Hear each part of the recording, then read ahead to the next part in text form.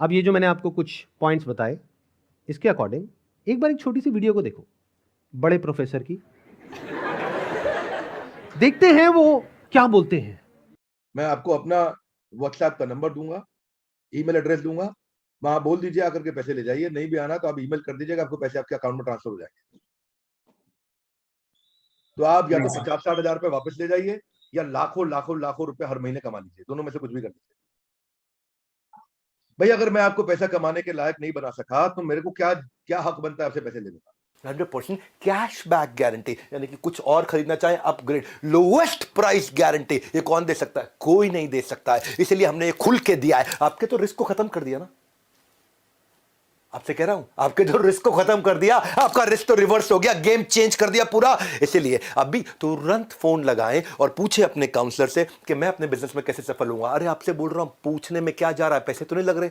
हाँ, फोन करने पे पैसे नहीं लगते, पता लगाओ, अभी फोन लगाओ और पूछो भाई मेरा बिजनेस सफल कैसे होगा। अगर मैं विवेक बिंद्रा आपको आकर के प्रॉमिस दे रहा हूं 100% मनी बैक गारंटी, वो इसीलिए दे रहा हूं। हमने मनी बैक गारंटी लॉन्च करी है।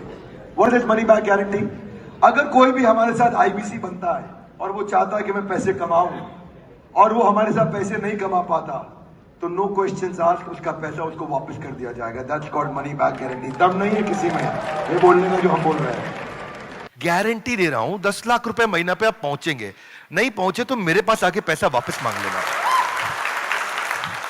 बड़े बड़े क्लेम्स कर दिए, एक बार समझने की कोशिश करते हैं क्या वो प्रैक्टिकली पॉसिबल है या नहीं है। इन्होंने कहा कि मैं अगर आपको महीने का 10 लाख रुपए कमाने के लायक नहीं बना सका तो अपने पैसे वापस ले जाइए।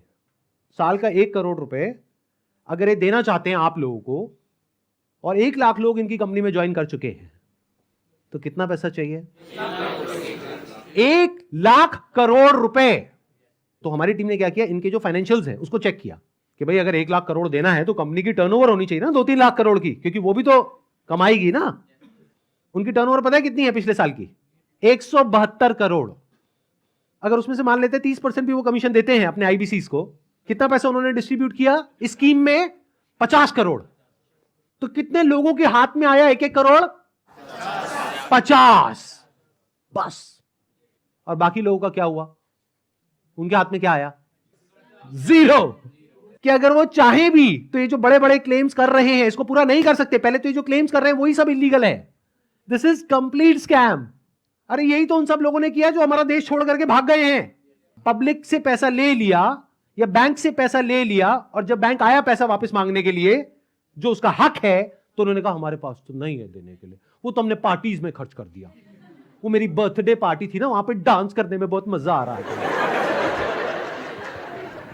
अब हमें क्या करना चाहिए? क्या बस ऐसे स्कैम होते रहे सोसाइटी में और हम बैठ करके तमाशा देखते रहे? सर हमें एक्शंस लेना चाहिए। फर्स्ट ऑफ ऑल एफआईआर जिनके साथ हुआ है उन्हें एफआईआर फाइल करना चाहिए। लॉ को एक बार देखना चाहिए। नहीं समझ आ रहा है तो जिसको समझ है लॉ की उसके पास जाना चाहिए, उससे समझना चाहिए। एंड पिटिशन नाम की चीज़ होती है, पब्लिक इंटरेस्ट लिटिगेशन, तो वो फाइल करनी चाहिए उनके खिलाफ, जिससे जो ये स्कैम्स हो रहे हैं वो ख़त्म हो। बिकॉज मॉरली ये मतलब गलत है। जिनका पैसा जा रहा है वो डिप्रेशन में जाके गलत कदम भी उठा सकते हैं, एंड इससे हमारे देश का यूथ ख़त्म होता जा रहा है जो इस देश को आगे लेके जाएगा।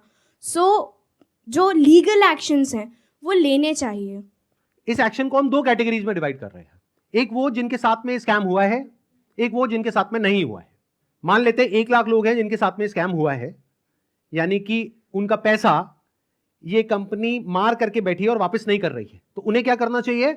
सबसे पहले जा करके एफआईआर करनी चाहिए। अगर वो पुलिस वाले एफआईआर नहीं करते हैं तो उनको ये सारे सर्कुलर्स दिखाने चाहिए कि भाई आरबीआई ने कहा है, आप ये लिख करके दे दो हमको कि आप एफआईआर नहीं कर सकते इनके अगेंस्ट।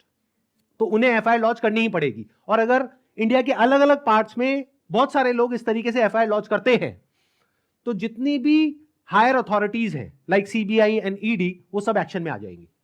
मतलब उनको भी आइडिया लगेगा कि ये कोई छोटा मोटा स्कैम नहीं है, 500 करोड़ का स्कैम है, छोटा अमाउंट नहीं होता है। और ये पैसा किसका है? पब्लिक का है। और पब्लिक में भी एक बार को मान लो किसी 50-60 साल के आदमी का होता तो मुझे इतना दर्द नहीं होता।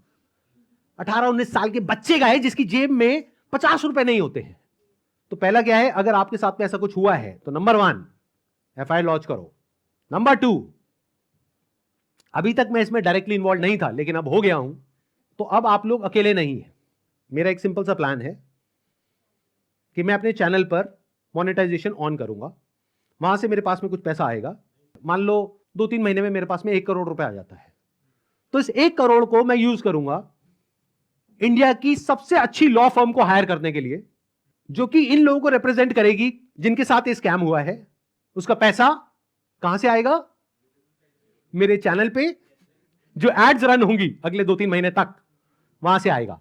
अगर उस पैसे की मुझे जरूरत पड़ी तो, अगर उतना पैसा मैं खुद अरेंज कर पाया तो मैं एड्स ऑन नहीं करूंगा, लेकिन अगर मैं अपने बेस पे अरेंज नहीं कर सकता हूं तो मैं एड्स ऑन कर दूंगा। तो तैयार रहना, कल को बोलना मत कि एड्स कहां से ऑन हो गई।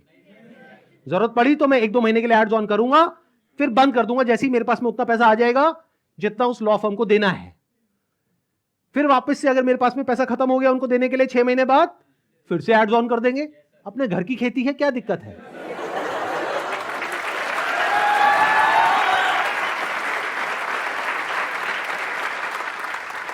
तो अब आप लोगों को क्या करना है, जिनके साथ में स्कैम हुआ है हमको ईमेल करिए। हमारा एक ईमेल आईडी है legal@sandeepmaheshwari.com।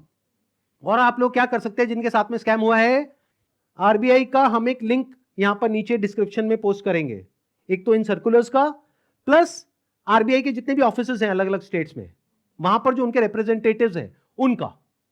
तो आप क्या कर सकते हैं, जिनके साथ में ऐसा कुछ हुआ है, एक लेटर लिखिए छोटा सा, उसमें जो भी मन में है इंग्लिश में हिंदी में लिख दीजिए कि आपके साथ में ये हुआ, ये हुआ, ये हुआ, ये हुआ, और आपको अपना पैसा वापस चाहिए, लेकिन वो पैसा वापस नहीं कर रहे हैं। और साथ में सारे जो प्रूफ्स हैं, जो भी आपने पेमेंट करी, जो भी आपका रजिस्ट्रेशन नंबर है, वो सब अटैच करिए। इसको पोस्ट करिए, एक आरबीआई में और एक मिनिस्ट्री ऑफ कंज्यूमर अफेयर्स में। अगर ये करते हैं तो क्या होगा, सोचो उनके पास में हजारों लेटर्स पहुंच जाते हैं तो क्या होगा। तो गवर्नमेंट की जो भी सीनियर अथॉरिटीज हैं वो सब एक्शन में आ जाएंगी। अगर आपको बहुत ज्यादा डर लगता है कि पता नहीं क्या हो जाएगा, क्योंकि ये आदमी है तो थोड़ा अजीब। अभी जो कल वीडियो में आया है ये, इसने आकर के एक बार नहीं बार बार मुझे धमकियां दी है, 1 हफ्ते में देखो मैं तुम्हारे साथ क्या करता हूं। भाई तू क्या करेगा, कर ले, अभी कर ले। मैं नहीं डरता भाई, दिखता नहीं है मेरी आंखों के अंदर। मेरे को मत डराने की कोशिश कर बार बार, तू अपनी आंखें दिखा कर।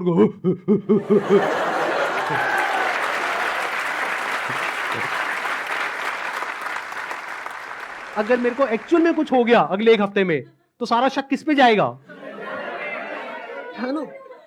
कैसा प्रोफेसर है, थोड़ा तो बुद्धि यूज कर, थोड़ा तो लॉजिक नाम की चीज यूज कर। पब्लिकली आ करके मेरे को धमकाए चले जा रहा है, क्या ये लीगल है? अच्छा, एक चीज ध्यान में रखनी है आप लोगों को, जिनके साथ भी ये स्कैम हुआ है, चाहे आप हमको ईमेल कर रहे हैं, चाहे आप कहीं पर भी इस तरह से लेटर भेज रहे हैं या ईमेल्स भेज रहे हैं, जहां भी आप भेज रहे हैं, जो भी प्रूफ है पेमेंट का वो साथ में अटैच करिए और अपनी कॉन्टैक्ट डिटेल्स प्रॉपर तरीके से दीजिए। क्योंकि अगर आप हमको ईमेल कर रहे हैं तो हमारी लीगल टीम आपको कॉन्टैक्ट करेगी आपके फैक्ट्स को वेरीफाई करने के लिए। तो ये हो गया एक कैटेगरी उन लोगों की जिनके साथ में स्कैम हुआ है। अब बात करते हैं बाकी के लोग, जो आप लोग हो। क्या आप जेन्युइनली कुछ करना चाहते हो? कितने हैं जो जेन्युइनली कुछ करना चाहते हैं? तो एक हैशटैग है जिसको बहुत तेजी से हमको स्प्रेड करना है। मतलब कि जब ये वीडियो अपलोड होगी उसी दिन ये हैशटैग हर जगह ट्रेंड करना चाहिए। हर यूट्यूब के कमेंट सेक्शन में, ट्विटर पर, इंस्टाग्राम पर, हर जगह इसके बारे में बात होनी चाहिए। उसके पीछे क्या वजह है? क्योंकि जैसे ये वीडियो अपलोड होगी उनको समझ आ जाएगा कि अब उनके लिए सारे दरवाजे बंद हो गए हैं, and it is just a matter of time जब उनके अगेंस्ट बहुत बड़े लेवल पर लीगल एक्शन होने वाला है। तो वो क्या करेंगे? वही जो पास्ट में ऐसे सब लोगों ने किया, वो देश छोड़ करके भागेंगे। इसका टाइम नहीं देना है। तो वो कब हो सकता है? जब आरबीआई के जितने भी सोशल मीडिया पेजेस हैं, मिनिस्ट्री ऑफ कंज्यूमर अफेयर्स के जितने भी सोशल मीडिया पेजेस हैं, वहां पर सब जगह ये हैशटैग ट्रेंड कर रहा हो। तो क्या होगा? इमीडिएटली उसके ऊपर एक्शन होगा। तो अब इनको रोकने का क्या तरीका है? एक हैशटैग है, ध्यान से सुन लो इस हैशटैग को, और ये यहां पे आ भी जाएगा नीचे और वीडियो में भी दिख रहा होगा आपको।